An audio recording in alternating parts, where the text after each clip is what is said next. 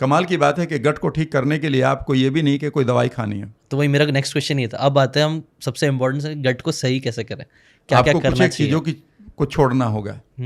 और अगले, मैं सिर्फ ये कह रहा हूँ कि अगले 100 दिन या 150 दिन के लिए आप करके देख लें। यहाँ पर आते ही कुछ लोग इमीडिएटली जो एडिक्ट है ना कुछ चीज़ों के, वो हमारे चीज़ों को लाइक नहीं करते और वो कहते हैं ऐसे थोड़ा ही होता है। पर मैं कहता हूँ कि मैं आपको ये नहीं कह रहा हूँ कि तुम ये खाओ ये खाओ ये खाओ ये खाओ। मैं कभी भी इस चीज़ में बिलीव नहीं करता हूँ कि भाई मेरी और आपकी जब बॉडी नहीं मिलती, मेरी और आपकी जब हाथों की लकीरें नहीं मिलती, मेरी और आपके जेनेटिक एक्सप्रेशन नहीं मिलते, तो मेरे और आपके लिए कोई भी ऑब्जेक्टिव डाइट कैसे कोई तैयार कर सकता है? यानी कि जो डाइटिशियन आ रही है या आ रहा है वो कैसे बताएगा कि हम दोनों को ये खाना चाहिए? अरे भाई मेरा अलग है, तुम्हारा अलग है। मेरे लिए नॉर्मल शुगर हो सकती है कि एक्स पर हो, तुम्हारे लिए हो सकती है x+50 हो। मेरा वेट हो सकता है कि 72 kg मेन हो, हो, आपके लिए हो सकता है कि वो 62 kg हो। ओके। तो हमारे लिए दोनों के लिए हमारी बॉडी डिज़ाइन करेगी, हमारा माइंड डिज़ाइन करेगा। फिर भी आपको कुछ चीज़ों को छोड़कर देखेगा। सिर्फ 150 दिन के लिए छोड़कर देख लो, 150 डेज। ओके। और सडनली आप देखेंगे कि आप एक खूबसूरत एनर्जी के साथ जी रहे हैं। हाँ, एक चीज़ और भी है, अगर आप बेहद फटीक के शिकार हो रहे हैं, थकान के शिकार हो रहे हैं, बॉडी में दर्द है और आपको लगता है कि कोई एनर्जी नहीं बच रही और आप ऊट पटांग न्यूट्रिशन खा रहे हैं और कुछ नहीं हो रहा, तो आप समझ लीजिएगा आप गट को सत्यानाश कर चुके हैं। अच्छा। ये मैं लिख कर दे सकता हूँ। पहली चीज़ है, जैसे ही आपका गट खराब होता है आपकी बॉडी में दर्द और फटीग अनलिमिटेड हो जाती है। 40 साल के लोग कह रहे हैं कि सर हमसे उठा ही नहीं जाता, इतनी थकान हो जाती है। थकान का मतलब ही नहीं, आपकी बॉडी थकान जानती ही नहीं है, ठीक है ना। मैं आपको पहली चीज़ बता रहा हूँ, आप अपने घर में से सबसे पहला काम करिए कि आप रिफाइंड ऑयल को छोड़ दीजिए। रिफाइंड ऑयल को, जिसको आप वेज रिफाइंड ऑयल कहते हैं, उसमें 3 बार पेट्रोलियम प्रोडक्ट मिलते हैं। जब पहली बार उसे निकाला जाता है, बनाया जाता है, उसका बीज का तेल निकाला जाता है, तो उसमें बड़ी बदबू आती है, वो हमारे लिए कई बार नहीं बनी होती, ठीक है ना। फॉर एग्जाम्पल, अगर आप सरसों के तेल को देखें तो आपकी आंखों में इमीडिएटली पानी आ जाएगा। अच्छा। तो उसमें इमीडिएटली पहला काम ये करते हैं कि जब उस बीज में से तेल निकाला जाता है तो उसमें सारा कुछ निकालने के लिए हेक्सेन नाम का एक केमिकल मिलाया जाता है। दूसरा काम है कि अब वो निकाल लिया, लेकिन उसमें तो बदबू ऐसी आ रही है, आंखों में से जलन आ रही है, तो उसमें डिओड्रेंट मिलाए जाते हैं। अच्छा। तीसरा काम फिर ये करते हैं कि अब उसका स्मोक पॉइंट कम है, यानी कि आपने 50 डिग्री पर अभी गर्म ही किया था, अभी पूड़ियाँ उसमें डाली भी नहीं थी, पर उसमें तो धुआं उठ गया, तो सारे घर में धुआं हो गया, सब लोग छींक रहे हैं। तो फिर तीसरा काम उसमें ये किया जाता है कि भाई अब इसमें एक काम करो, इसका स्मोक पॉइंट बढ़ा दो, स्मोक पॉइंट कर दो इसका 300, यानी कि 300 डिग्री तक अगर हम इसको उबालें तो कोई धुआं नहीं उठाए, ऐसा लगेगा कितना प्योर घी है। याद रखिएगा 3 बार इसमें मिल चुका, और ये सबसे ज़्यादा आपकी गट लाइनिंग पर नुकसान करता है। ये तेल सबसे हार्मफुल, ये चीज़ सबसे ज़्यादा हार्मफुल है। पहली चीज़ इसको छोड़ दीजिएगा, करके देख लो ना आप। भाई मैं तो ये नहीं कह रहा हूँ कि ये खाकर देखो, मैं कह रहा हूँ ये खाकर ना देखो। आपके पास बहुत वर्जिन ऑयल ले सकते हैं। दूसरी काम, रिप्लेसमेंट आपको मिल जाएगा। कच्ची घानी अपने घर से अपने सामने निकलवा के लगता है, हर सिटी में ये अवेलेबल है। कच्ची घानी मतलब जैसे सरसों का तेल यूज करिए। मैं तो अपने गाँव से लेके आ जाता हूँ, अपने सामने निकलवा लेता हूँ। कोल्ड प्रेस ऑयल जिसको बोलते हैं, कोल्ड प्रेस का ही लाता हूँ मैं, ठीक है ना। उसमें 50-100 रुपये लीटर ज़्यादा का है, लेकिन मुझे मालूम है कि 1 साल से मुझे कोई वायरल नहीं हुआ, 1 साल से मैंने कोई एंटासिड नहीं खाया, 1 साल से मैंने कोई एंटीबायोटिक नहीं खाया, 1 साल से मुझे वायरल नहीं आया। अगर मैंने 100 रुपये लीटर में सिर्फ 5-7 हज़ार रुपये का तेल के ऊपर ज़्यादा खर्च कर दिया, तो यार मैं तो कितना ईजी अब बढ़िया लाइफ जी रहा हूँ। दूसरा काम आपको करना है कि आप शुगर छोड़ दीजिए, रिफाइंड, और कुछ दिन के लिए आपको शुगर की कोई ज़रूरत भी नहीं है। कई बार लोग कहते हैं सर मैं खांड, बूरा, शहद खा लूँ, भाई इसकी भी कोई ज़रूरत नहीं। देखा जाए तो ये भी आपके इंसुलिन स्पाइक को बढ़ाते हैं, इंसुलिन को बिना मतलब बढ़ाते हैं, इसकी ज़रूरत नहीं है। जितनी शुगर ज़रूरत है आपकी बॉडी की वो आपके खाने से बना लेगी, उसको बनाने दो ना। हर चीज़ को तुम बाहर से दे रहे हो तो बॉडी क्या करेगी? वो कहता है भाई तू सारी चीज़ बाहर से दे रहा है तो मैं तेरे लिए क्या करूँ, वो तो डोरमेंट हो जाएगी। सही बात है, तो उसे बनाने दो। तीसरा काम करें कि आप वाइट सोल्ट को गिव अप करें थोड़े दिन के लिए, आप रॉक सोल्ट या फिर सी सोल्ट खाइए। And sea salt is the best salt. अगर आप इसके गुणों को जानना चाहते हैं तो कभी मैं एक चीज़ बता रहा हूँ आपको, अगर आप स्किन के सी सोल्ट, समुद्री नमक, जो प्योर होता है, उसके बाद ही रिफाइंड बनता है, उससे रिफाइंड बनता है। अच्छा। जब हम उसके ट्रेसेस को बर्बाद कर देते हैं, उसमें अनलिमिटेड मिनरल्स हैं। अच्छा। और मैं आज आपको एक चीज़ बता रहा हूँ अपने दर्शकों के लिए, पिछले 9-10 महीनों से मैं साबुन नहीं लगाता हूँ। सिर्फ टॉयलेट के बाद हाथ धोना, ग्रोइन एरिया पर थोड़ा सा साबुन लगा लिया, ठीक है ना। बालों पर मैं शैम्पू मुश्किल से महीने में एक बार लगाता हूँ, और वो भी बड़ा अच्छा सा होना चाहिए आयुर्वेदी, और वो भी एक मटर के दाने जितना ऐसे करा और ऊपर ऊपर लगाया, फट से पानी में निकाल दिया ताकि मेरे बैक्टीरिया ख़राब ना हो। लेकिन इन बैक्टीरिया को अगर और अपनी स्किन को अगर आप हाइड्रेट करना चाहते हैं तो मैं एक मैजिकल चीज़ बता रहा हूँ सभी लोगों के लिए। आप 2 मग्घा पानी लें नहाने से पहले, 1 मग, ठीक है ना, जिससे आप नहाते हैं, उसमें आप आधा चम्मच 1 चम्मच जो भी नमक डाल लें, सी सॉल्ट घुल जाएगा वो।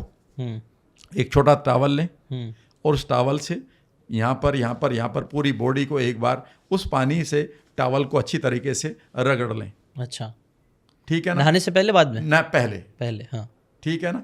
पहले 5 मिनट के लिए आप बाथरूम में भी खड़े रह सकते हैं, ठीक है ना। चेहरा वेरा सब पूरी तरह से कर लें और उसके बाद आप नहा लें।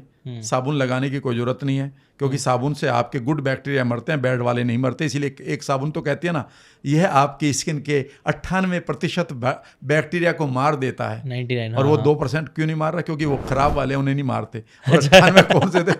वो बढ़िया वाले। भाई साहब, मैंने नहीं लगाया, क्योंकि मैं जानता हूँ कि 95% जो हमारा इम्यून सिस्टम है वो स्किन के ऊपर है, स्किन के अंदर नहीं। अच्छा, पता नहीं, मेरे को एक इंस्टेंट आया, मैं भी ना साबुन कम यूज करना चालू कर दिया, और शायद से आपसे भी बात करने के बाद ही शायद मैंने किया। और देखो, मैं आपको कितने दिन पहले मिला था, कुछ काला भी नहीं हुआ हूँ। हाँ, ठीक है ना।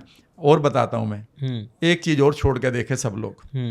यहाँ पर कई बार लोग मुझसे नाराज हो जाते हैं, मेरे गांव के लोग हो जाएंगे, क्योंकि मैं और पहले बचपन में मैं भी खूब खाया पिया करता था उसको, और वो है milk and milk product. Okay.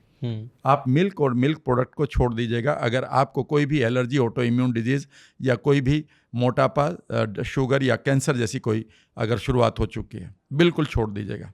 इसकी कोई ज़रूरत नहीं अभी आपकी बॉडी में। अच्छा, क्यों, मतलब ऐसा? इसका मतलब यह है कि जो आपका मिल्क है, इसके ऊपर तो मैं पूरी वीडियो बनाऊंगा कभी, तो बस ये छोड़ कर देखिएगा। 150 डेज़ की बात ही कर रहा हूँ ना। हाँ। 3-4 महीने मैंने 2001 में पढ़ा था, जब मैं NLP को अप्लाई कर रहा था, और तब मैंने पढ़ा कि मुझे दूध नहीं पीना चाहिए। तब मैंने 2001 में दूध छोड़ दिया था। आप यकीन नहीं करेंगे, उसके बाद मुझे जितना फ़ायदा मिला है उनको मैं यहाँ बखान करूँगा तो टाइम बहुत वेस्ट होगा। बस इतना करके कि देखें कि 3 महीने के लिए दूध ना पिएं और दूध से बनी कोई भी चीज़ ना खाएं। ठीक है ना। और चौथी चीज़ है, आप थोड़े दिन के लिए अगर आपको कोई भी auto immune, allergy, psoriasis, rheumatoid arthritis, मोटापा, डायबिटीज़ 1, बालों का गिरना, पेट का खराब, गैस, मोटापा, कुछ भी अगर हो रहा है, थकान हो रही है, तो आप ग्लूटेन फ्री हो जाएं, यानी कि व्हीट को छोड़ दें। अच्छा। और आप मिलेट्स खाइए। मैंने पिछले, अगर मैं कहूँ 8-9 महीने में, हाँ 9-10 में, अब ये 10वां महीना चला तो 8-9 महीने हो गए मुझे, 8 या 9 महीने मैंने व्हीट नहीं खाया है। अच्छा। और मैंने दूध तो मैंने बहुत दिन से नहीं पिया है, और आप कह सकते हैं कि मैंने साबुन भी नहीं लगाई है। और इस समय मैं अपने परफेक्ट वेट को जी रहा हूँ। मेरी एज 65 है। मैं ये नहीं कि मैं आइडियल परफेक्ट पर्सन हूँ, बिल्कुल नहीं। मेरे पास ऊट पटांग टाइम पर मुझे काम करना पड़ता है। रात के 1-1 बजे तक मुझे कई बार वर्कशॉप देनी पड़ती है, ठीक है ना। फिर भी अगर जब मैं अपनी बॉडी को अब देख रहा हूँ तो मैं सुबह उठकर दौड़ लगाता हूँ। पहले कई बार 4:30 बजे उठ जाता हूँ, मुझे नींद ही नहीं आती। उसके बाद मैं ऐसा लगता है और पढ़ने लगता हूँ।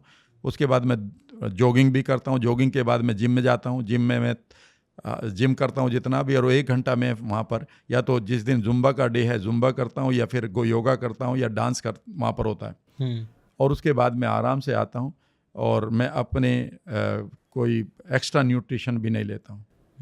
तो उससे आपको ये एनर्जी, मतलब फ़ायदा क्या क्या हुआ, वो भी बताइए, बेनिफिट्स क्या क्या हो जाएंगे? नंबर 1, अगर मैं अपने लुक को ही देखूं तो सब लोग मुझे आज मुंबई एयरपोर्ट पर एक आदमी मुझे मिला। उसने कहा कि सर, मैंने अभी आपका पॉडकास्ट देखा है, मैं आगरा का रहने वाला हूँ। अच्छा। ठीक है ना। उसने कहा कि सर, आप उसमें तो ज़्यादा मोटे लगते हैं, लेकिन यहाँ पर तो बड़े स्लिम लग रहे हैं। और जैसे ही मैंने ओला में पकड़ रहा था आपके पास आने के लिए, तो मुझे एक नीदरलैंड का कपल मिला, इंडियन कपल जो नीदरलैंड में रहता है। एंड वो दौड़ के मेरे पास आए कि सर, हम तो आपके फ़ैन हैं। और उन्होंने एकदम से, उस लड़की ने एक ही बात कही जो उनकी हस्बैंड वाइफ में से वाइफ थी, कि राम सर, आप बड़े स्लिम लग रहे हैं आप। तो सबसे पहली बात है, मैं अपने नेचुरल वेट को जी रहा हूँ, क्योंकि मैं अपने बैक्टीरिया को बढ़ा रहा हूँ। Good bacteria. हाँ, जो मैं अभी बताऊँगा आपको।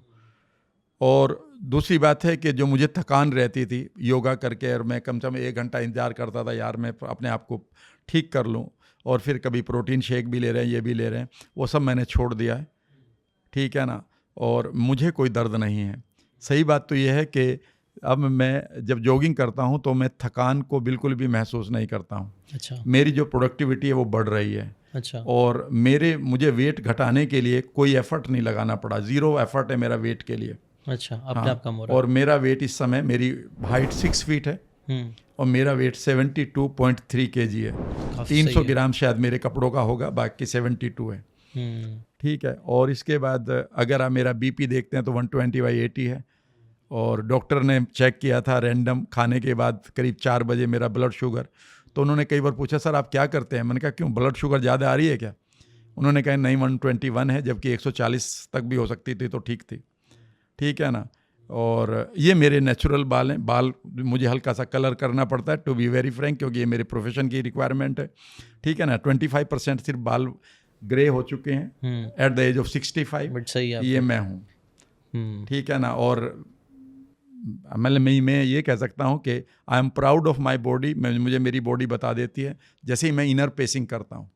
इनर पेसिंग का मतलब है कि खुद के साथ बैठ जाओ और एक एक अंग को देखो बैठकर, वो तुम्हें कुछ कहना चाह रहा है और सडनली वो कुछ कहेगा और ऐसा लगेगा यार यहाँ पर कुछ अच्छा नहीं लग रहा, वो आपको ये भी बता देगा कि क्या अच्छा नहीं लग रहा है। कई बार हम बैठते ही नहीं हैं, इनर पेसिंग कहते हैं। तो ये 4-5 चीज़ें छोड़ दो आप। और खाना क्या है, मैं 2 चीज़ें बताऊंगा। हमें 2 चीज़ें चाहिए। अगर आपको ये बातें काम की लगी होगी तो do check out the full podcast यार, जाके देखो, डिटेल में चीज़ों को समझो, तब ज़्यादा अच्छे से समझ में आएगा, ज़्यादा अच्छे से आप अपनी ज़िंदगी में चीज़ें अप्लाई कर पाओगे। Thanks so much and subscribe this channel.